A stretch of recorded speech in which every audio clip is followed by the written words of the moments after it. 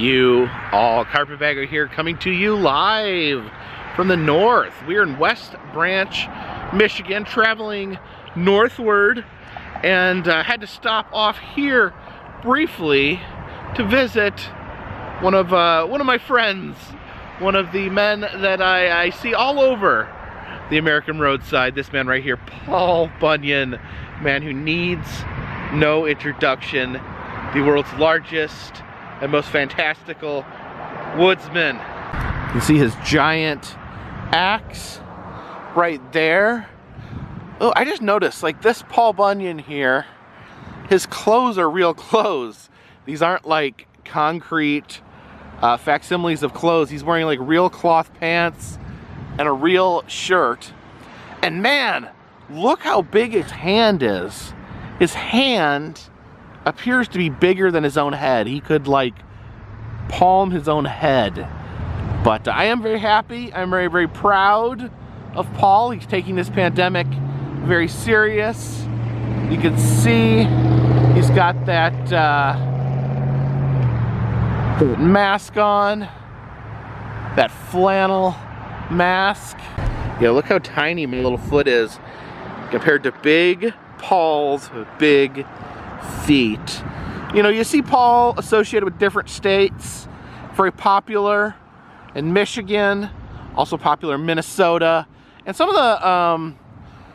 of the West Coast states as well, like Oregon and even Northern California. Man, I love Paul Bunyan. Who's your favorite tall tale? Leave a comment below. Do you like Paul Bunyan? Are you a Johnny Appleseed guy? Maybe John Henry?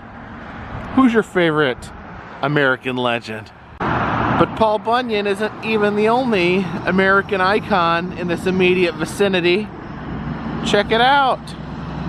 There's Bob's Big Boy. And then, for no discernible reason, we also have Sasquatch.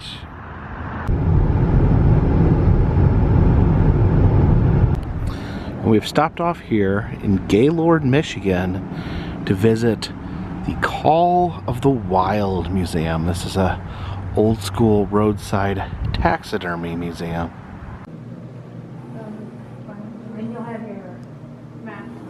Little mama deer there. Some super tiny little babies. I know a lot of like the really small taxidermied deers you see are actually stillborn. You can see this rotating display there. There's some sort of bobcat lunging at that bird there. See, he's grabbing him on the back. Check out these mean old wolves right here. That is quite a face. And get this, to hear the animal sounds, you have to listen through these horns right here. So, hit the button. Recording of a single wolf.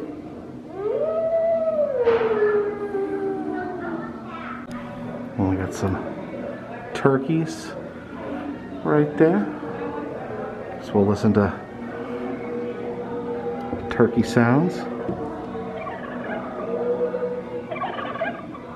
You have just heard the gobbling of a wild turkey. It's kind of a weird comment, but this museum has some of the cleanest, clearest glass in front of their displays. It almost looks like you can walk through and pet those deer. In fact, they actually have to put warnings that there is indeed glass in front of the display so you don't walk in and smash your face. We got some ruffed grouse. Let's listen with the horn. The drumming of the ruffed grouse. It's a weird noise. Looks like there are bear paws that we follow through the museum. Got a snapping turtle. He's hanging out with these two beavers right here. A little pond with various animals. There's a duck flying through the air. Oh, you see a beaver there carrying a stick, maybe going to make a dam? A beaver dam? Ah, I was right. This river is dammed. Not dammed in the biblical sense, but dammed by beavers. See some otters there on the shore. A few ducks flying through the air. This is a rhythm. Joseph Bally. He's got a face that moves. This is the way, Jean. This is the way of freedom, of adventure. I'll be back.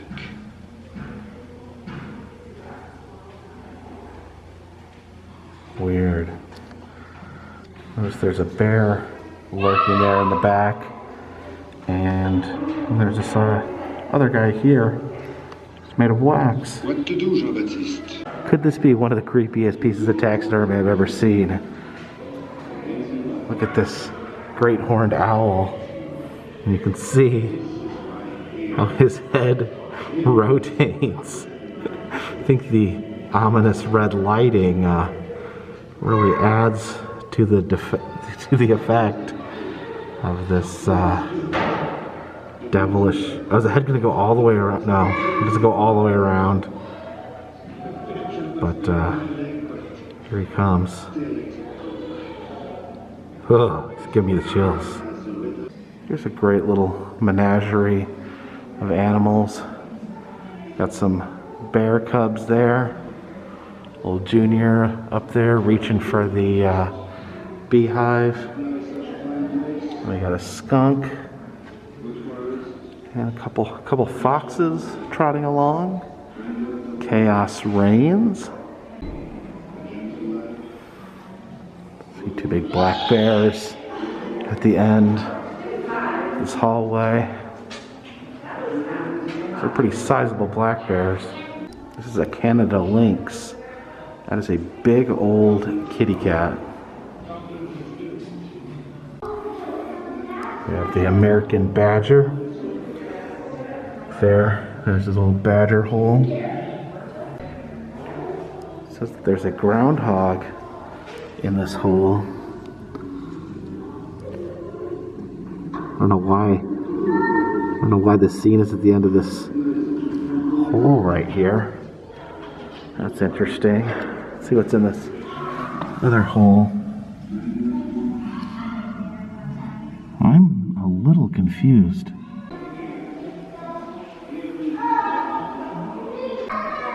Here's some kids screaming in the distance as I try to enjoy the view of this skunk right here. I have this animal here attacking a little mouse. But got a little bit of a quiz here. It says, am I a bobcat or a lynx? Lynx has long tufts of hair at the tips of his ears. Bobcat has shorter ear tufts and prominent ruff running along the cheeks.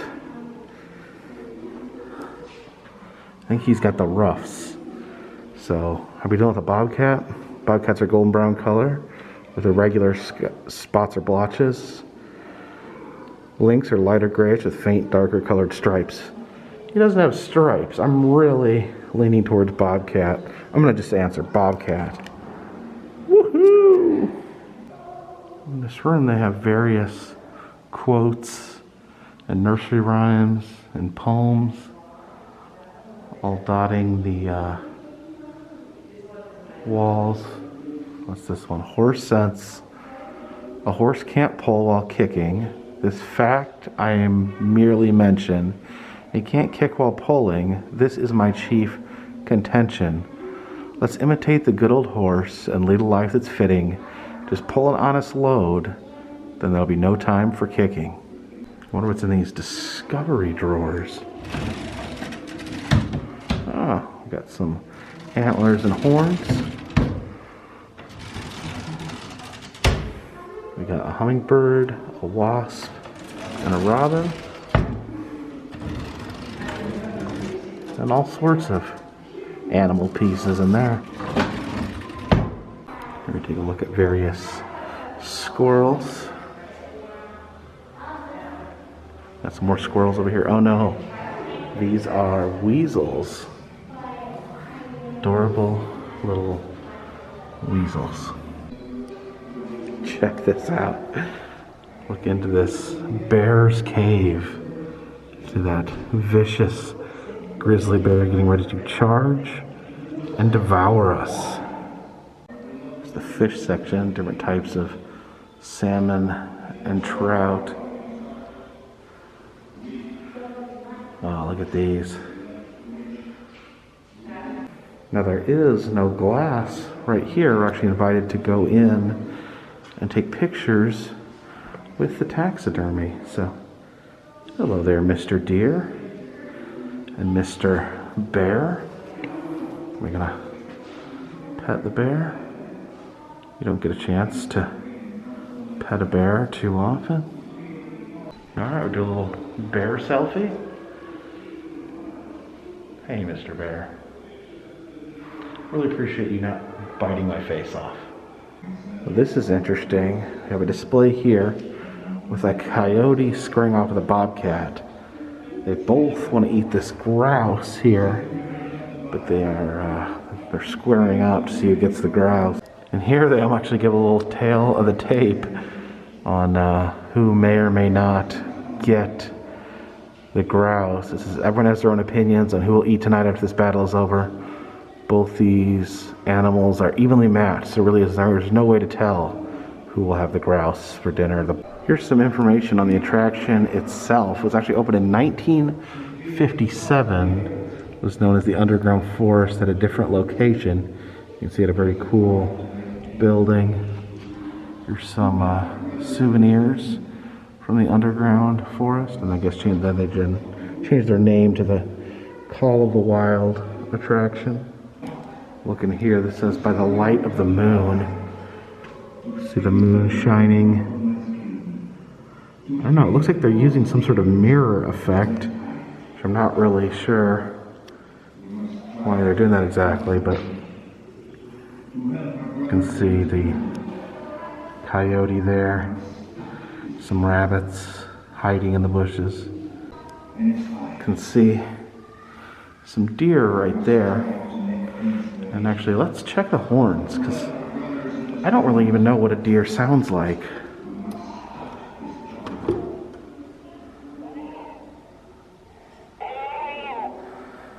This is the bleating or distress call of a small deer.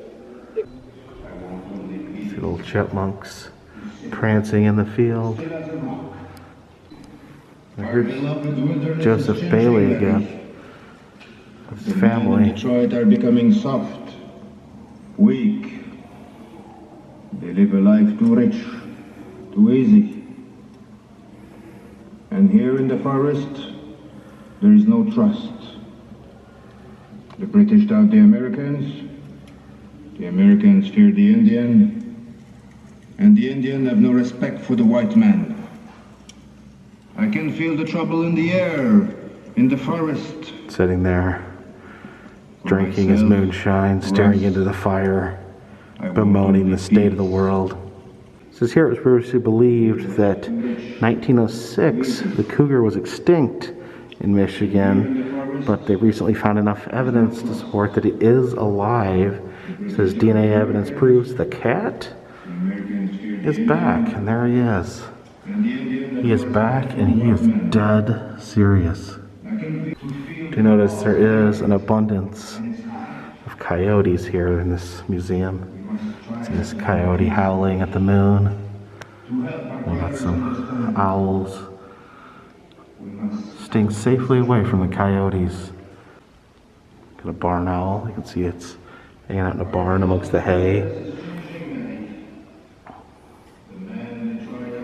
This exhibit says this is the Four Seasons. You see a hawk killing some sort of other bird. You notice up there, oh, some sort of Pepper's Ghost effect. Just switched the scene we were looking at.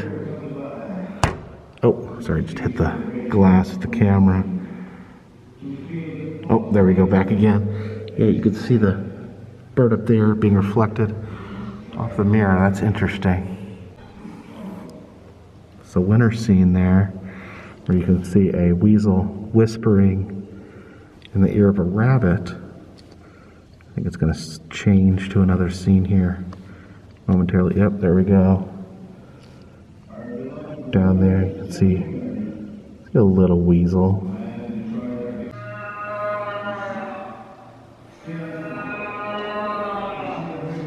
You have just heard the calling or bawling of the cow moose. Now listen for the bull moose answering.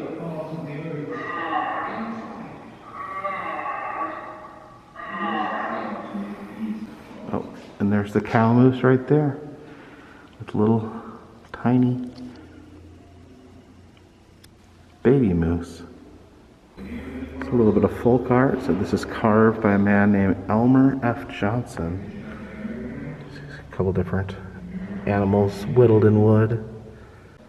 There we have one of my faves, the good old possum. There's some fairly white possums. I don't know, maybe they make them different colors up here in Michigan. See this one hanging off this white birch tree. And look at that, little baby possums hanging off the mother's tail. This here climbing up this tree is called a fisher. It's part of the weasel family. I think he's climbing that tree to get away from this porcupine right here, because porcupines are an animal you don't want to mess with. It's Arctic fox here. Almost looks like just a little puppy. And as we look back into this ice cave, you see a towering polar bear. And look down there. A baby polar bear. It almost looks meaner than the mommy. And I don't know if you can see that, but it does appear to be snowing in here. Some sort of snow effect. We have a collection of different foxes.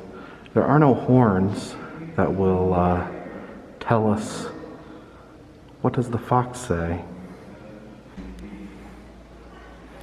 Oh, look at that. Got the raccoon there with all the adorable raccoon babies climbing in the tree. Oh look, an albino raccoon, and he snagged himself a delicious frog. You have just listened to the shivering notes of the screech owl. Here is the wolverine, famous for its fast healing ability and solid steel skeleton. Get a night scene there with a deer. These bear tracks that we've been following the whole time lead into that hole. And is the den of museum's mascot, Pokey the bear. It looks like Pokey decided he's going to take a little nap for the winter.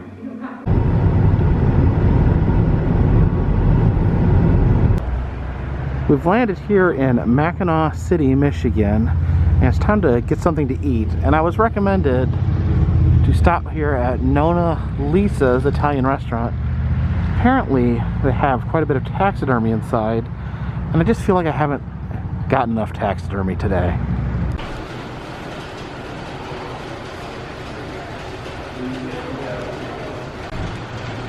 See this beaver in a swimming pose wearing a lovely tie. What's on that tie? Oh, it's got penguins on his tie. Look at this, over top this counter area. It's a giraffe bursting out of the roof. You even have a little jackalope right there next to the Dick. Oh man, that is a gnarly, terrifying baboon. That porcupine's pretty cute. Let's check out these tables, the woodwork. It's very interesting. And then all these mounts. Mountain lion, turkey, a howling wolf over there. Picking spot. A zebra head back that way. Got a nice bowl of seafood portofino.